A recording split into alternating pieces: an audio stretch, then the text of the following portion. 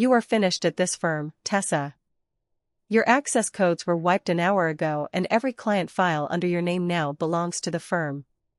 Camille from HR is sitting right here because this decision is already signed and locked. You will walk out today with nothing, no bonus, no equity, no reference that does not list you as a liability. Hi, my name is Tessa Langford, I am 31 years old. I was still holding the coffee I had bought on the way into the building when those words landed. The cup shook once in my hand. My boss did not raise his voice. He never needed to. Roland Voss sat behind the glass desk in the corner office of the Lexington consulting firm where I had worked for 4 years, looking at me the way a man looks at a line item he has decided to delete. The HR manager, Camille Drayton, sat to his left with a slim folder already open, pen poised like she had rehearsed the entire script. I set the coffee down carefully so it would not spill. My pulse was already chaotic, jumping under my skin. 1 minute earlier I had been walking the hallway toward the conference room for the final client presentation of the quarter. The next minute I was standing in this office listening to my entire professional life get erased in 4 clean sentences. I built the entire strategy for the Caldwell account, I said. My voice came out steadier than I felt. Every projection, every risk model, every overnight revision, those are mine. Roland smiled the thin, practiced smile he used when he wanted someone to know they were already beaten. And every one of those documents is company property the moment it hits the shared drive. You know the employment agreement you signed. Camille has the relevant pages highlighted. Camille slid a single sheet across the desk. I did not pick it up. I already knew what it would say. Termination for cause. Performance concerns. Immediate revocation of all access and compensation. The language was cold and perfect. The timing was not. The big presentation was scheduled for 2 hours from now. The client contact, Reese Caldwell, was already in the building. The numbers I had spent months perfecting were the only reason that meeting existed. You cannot do this today, I said.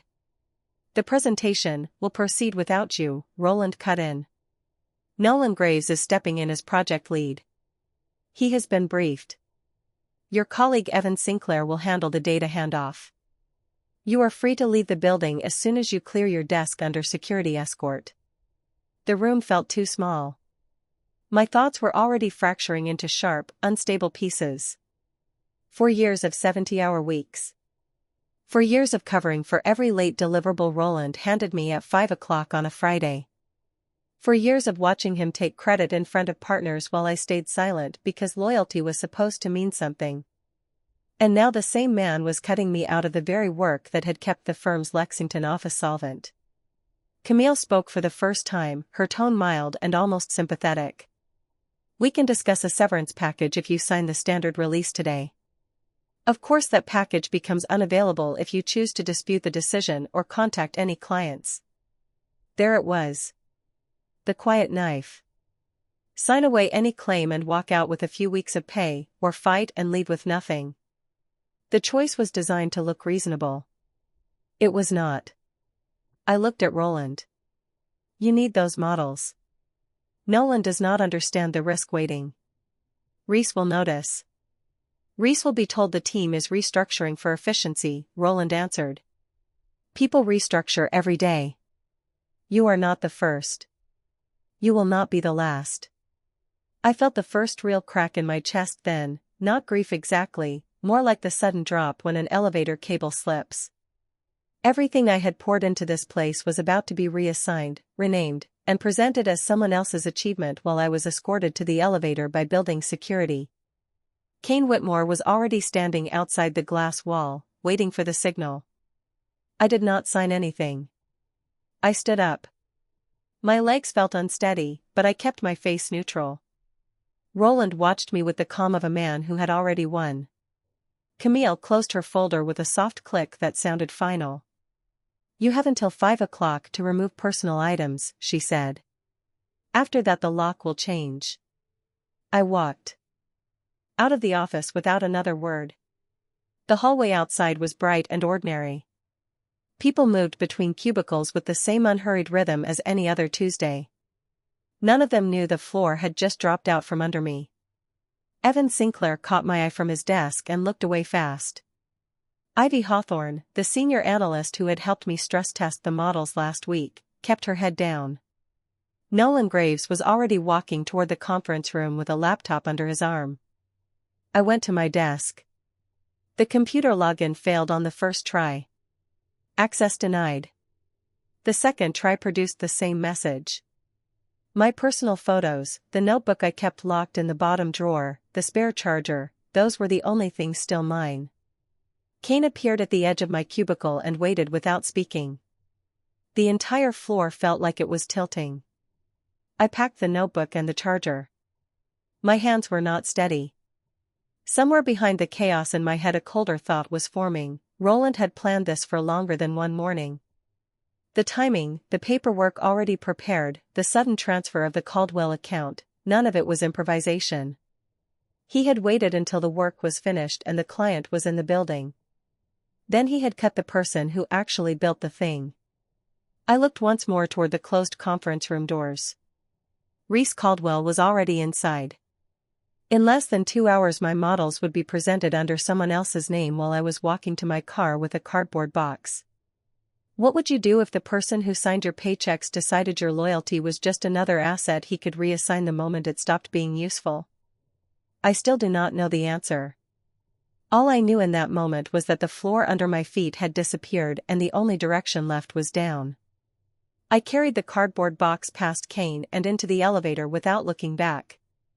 The doors closed on the bright Lexington office floor and the silence inside the car felt louder than any argument. My hands kept tightening and loosening around the box edges. Every floor that dropped made the morning feel less real and more like a trap that had already sprung. I made it to the parking garage before the full weight hit. The notebook I had packed still held the final risk tables for the Caldwell account. Those tables were the only reason the presentation was even happening.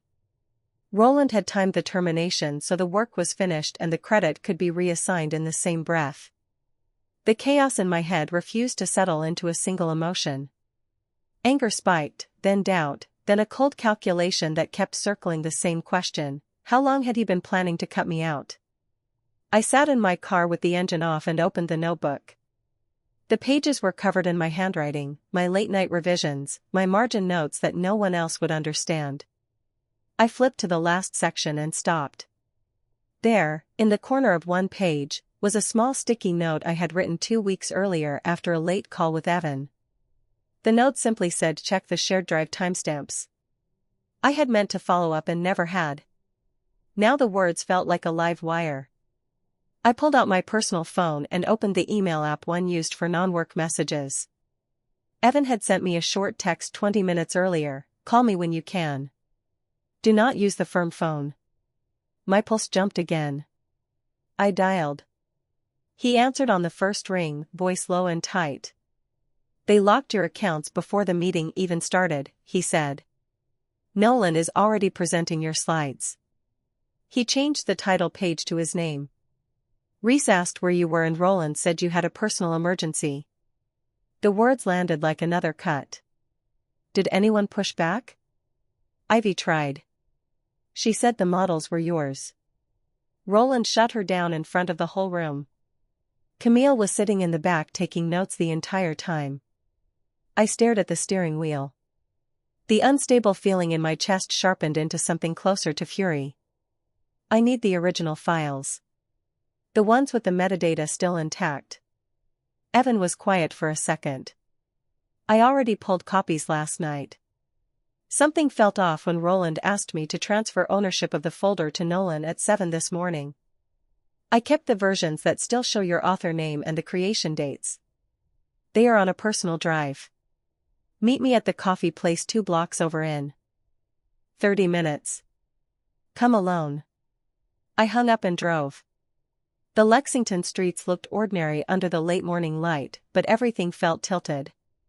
I kept replaying Roland's calm voice and Camille's soft click of the folder. "Loyalty is not obligation." The phrase kept circling in my head like a warning I should have listened to years earlier. Evan was already at a corner table when I walked in. He slid a small external drive across to me without greeting. Open the Caldwell folder. Look at the properties on the master model. I plugged the drive into my laptop. The file opened. Author, Tessa Langford. Created, 3 months earlier. Last modified by me at 2 in the morning the night before the termination. Nolan's name appeared only on the new title page he had added that morning. The rest of the document still carried my digital fingerprints. Evan leaned closer. There is more. I found an email chain from last week between Roland and Camille. Subject line was succession planning for high-value accounts. They were already discussing how to move you off the Caldwell work and keep the equity points inside the partnership track. Your name is listed under reallocation candidates. They timed the paperwork so it would hit the same day as the presentation. The room felt suddenly too warm. My thoughts fractured again, anger, disbelief, a sharp edge of betrayal that made it hard to sit still. Why are you showing me this? Because I watched you carry that account for months while Roland took the partner dinners. Because Ivy is already being told to stop asking questions. And because if they can do this to you, they can do it to any of us. I closed the laptop. The drive felt heavier than it should. I need to talk to Reese. He deserves to know whose work he is looking at. Evan shook his head. Roland already sent a firm-wide note saying any contact with clients by terminated staff will be treated as a violation of the non-solicit clause. Camille is watching the building logs. Kane has instructions to flag you if you come back inside. The walls of the coffee shop seemed to press in. I could feel the next move forming and dissolving at the same time. If I stayed silent, the models would become Nolan's achievement and my 4 years would disappear into a quiet performance review that never saw daylight. If I pushed, they would bury me under legal language and professional blacklisting. The choice itself felt unstable, like standing on a floor that kept shifting under my feet. I stood up. I am going to the client hotel. Reese is staying 2 nights. If I can reach him before the afternoon session, the metadata will still matter. Evan looked worried. They will know the second you walk into that lobby. I know. I left the drive in my bag and walked back to the car. The drive to the hotel took 12 minutes. Every traffic light felt like it lasted too long. My mind kept jumping between the sticky note, the email subject line, and the way Roland had smiled when he told me the project was no longer mine. The chaos was no longer background noise. It was the entire day. At the hotel I asked for Reese Caldwell at the front desk. The clerk made a call. A moment later Reese appeared in the lobby, still wearing the suit from the morning meeting. He looked surprised and then cautious. Tessa. Roland said you had a family emergency. There was no emergency, I said. My voice stayed level even though my pulse was racing. I was terminated this morning. The models you saw are mine. The timestamps and author fields still show it. I have the original files. Reese's expression shifted. He glanced toward the elevators as if someone might be listening. That is a serious claim. I can prove it in under 5 minutes. He hesitated, then nodded once. Conference room B on the 2nd floor. 10 minutes. Alone. I took the stairs. The hallway was quiet. I could hear my own breathing. When I reached the door I paused with my hand on the handle. Somewhere in the building my phone buzzed with a new message from an unknown number. I glanced at the screen.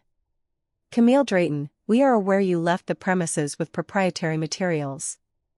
Return the drive and any copies by 3 o'clock or the firm will pursue full legal recovery and notify every professional contact in your file. The message was calm. Precise. Time to arrive exactly when I was about to walk into the room with Reese. I pushed the door open anyway. Reese was already seated at the table. He looked up and waited. I set the laptop down and opened the folder. The metadata glowed on the screen, my name, my dates, my revisions. For one suspended second the room was completely still. Then Reese's phone lit up with an incoming call.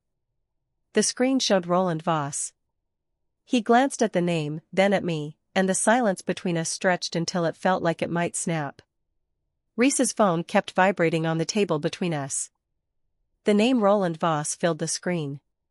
He stared at it for 3 long seconds, then declined the call and turned the phone face down. "Show me," he said. I opened the master file and clicked Properties. Author field, Tessa Langford. Creation date 3 months earlier. Every major revision timestamped under my login in the middle of the night. The version Nolan had presented that morning was a copy with a new title page and nothing else changed. Reese scrolled through the revision history in silence. His jaw tightened once. "This is clear," he said finally. "Why would Roland do this on the day of the presentation?" "Because the work was finished. Because the equity points attached to the account were too valuable to leave with someone outside the partnership track. Because Camille already had the termination papers ready." Reese leaned back. The conference room felt smaller by the second. Outside the glass wall the hallway stayed empty, but I could feel the clock running. My phone buzzed again in my pocket. Another message from Camille, 3 o'clock deadline. Return the drive or the firm initiates recovery proceedings and professional notifications. The language was polite. The threat was not. Reese looked at the screen of my laptop again. "I can raise this with the partnership. I can refuse to sign the engagement letter until the authorship is corrected." Hope flickered for one unstable second and then died. I already knew how these rooms worked. Clients protected their own timelines. Firms protected their own partners. Evidence only mattered if the person holding it still had power. "What happens to you if you do that?" I asked. He did not answer immediately. When he spoke his voice was quieter. "My firm has a long relationship with Roland's office. Walking away from this contract would cost me more than one project." There it was. The real calculation. Not truth. Not fairness. Cost. My phone lit up a third time. This message was from an unknown internal number, but the tone was pure Camille. "Kane has been instructed to meet you in the hotel lobby.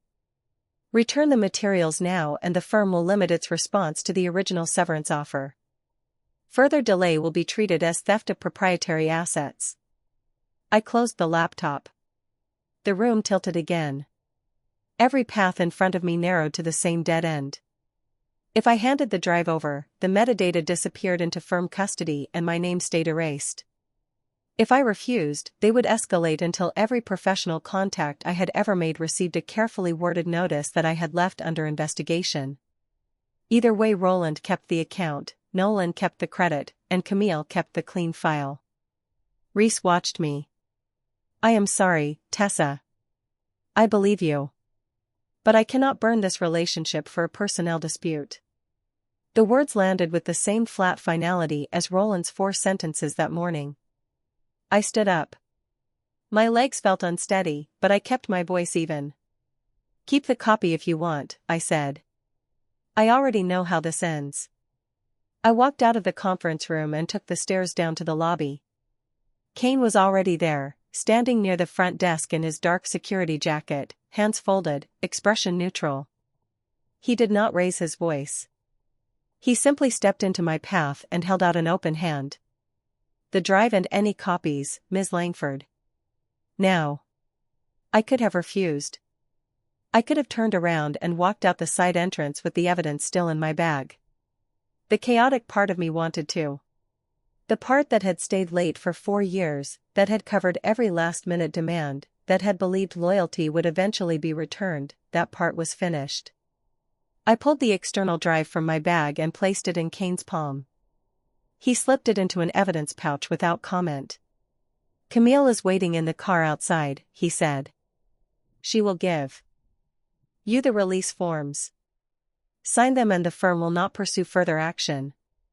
Refuse and the notifications go out this afternoon." I followed him through the revolving doors. A black sedan idled at the curb. Camille sat in the back seat with the same slim folder she had carried that morning. She opened it and turned the top page toward me. "Standard mutual release," she said. "You receive 6 weeks of severance. You agree not to contact any clients or discuss the circumstances of your departure. You return all materials. In exchange, the firm issues a neutral reference limited to dates of employment. 6 weeks. After 4 years. After the models that were currently being sold under someone else's name." The number felt like an insult delivered in polite language. I looked at the page. The signature line waited. Signing meant the story ended here, quiet, contained, erased. Refusing meant the firm would spend the next months making sure every door I tried to open already knew my name as a problem. I thought about Evan, who had risked his own position to hand me the files. I thought about Ivy, who had spoken up once and been shut down. I thought about the sticky note I had written weeks earlier and never followed. Loyalty had been the story I told myself to stay. It had never been the story the firm told about me. I took the pen. My hand did not shake this time. I signed the release. Camille initialed the copies, sealed one set in an envelope, and handed it to me along with a check for the severance amount written in careful script. Then she closed the folder. "Kane will escort you to your vehicle," she said. "Your building access is already terminated. Any attempt to re-enter will be treated as trespass." I walked to my car with Kane 3 steps behind me. He waited until I started the engine before he turned and left. I sat in the driver's seat and stared at the envelope. 6 weeks of money. No reference that told the truth. No client who would ever know whose work they had bought. Roland would keep the partnership points. Nolan would keep the credit. Camille would keep the clean file. The firm would keep moving. I drove home through Lexington streets that looked exactly the same as they had that morning. The apartment felt too quiet.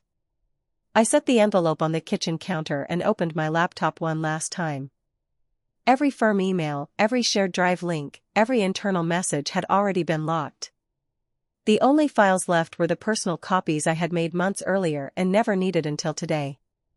I deleted them one by one. When the folder was empty, I closed the screen.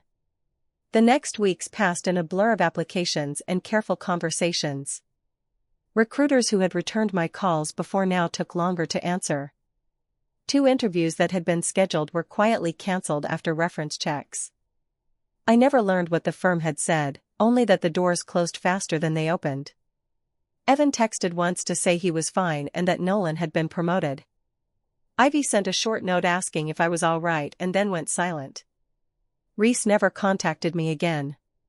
I found contract work eventually, smaller projects, lower pay, no equity, no late-night strategy sessions that belonged to someone else. The work was steady. It was also lonely. Some nights the old chaotic anger still rose, sharp and useless. Most nights it simply sat there, heavy and quiet, like a debt that would never be collected. I do not regret walking into that hotel conference room. I do not regret showing Reese the metadata. I only regret how long I believed that loyalty was a two-way street. It was never an obligation the firm felt toward me. It was only a story I told myself so I could keep working. The release I signed still sits in a drawer. The check was deposited and spent on rent and quiet months of looking for the next thing. Roland Voss is still the partner who delivers results. Camille Drayton is still the HR manager who keeps the files clean. The Caldwell account is still active under someone else's name. I chose the version of the ending that let me leave with a little money and no lawsuit. I also chose the version that left me standing outside the building while everything I had built stayed inside. There is no victory in that choice. There is only the knowledge that I finally stopped confusing endurance with loyalty. Thank you for listening to my story. If you have ever stayed too long because you believed the work would eventually speak for itself, what would you have done when the moment came to sign or walk away with nothing?